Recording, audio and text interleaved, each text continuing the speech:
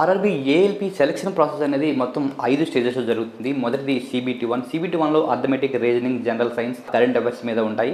ఇది మీరు క్వాలిఫై అవ్వాలి. తర్వాత CBT2లో పార్ట్ ఏ మరియు పార్ట్ బిగా డివైడ్ చేస్తారు. ఇందులో పార్ట్ ఏ అనేది మీకు చాలా ఇంపార్టెంట్. ఇదే మీకు మెయిన్ మీ సెలక్షన్లో రోల్గా ప్లే చేస్తుంది అనమాట.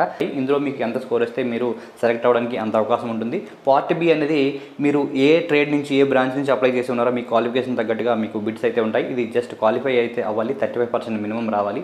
తర్వాత సైకాలజీ, ఇందులోంచి 30% వెయిటేజ్ అయితే తీసుకుంటారు. CBT1 మరియు CBT2లో నెగిటివ్ మార్క్స్ ఉంటాయి 1/3. ఈ సైకాలజీ టెస్ట్కి అయితే నెగిటివ్ మార్క్స్ అయితే ఉండవు. కానీ ఇందులో 30%, CBT2లో పార్ట్ ఏ నుంచి 70% తీసుకొని మీకు సెలక్షన్ అనేది జరుగుతుంది.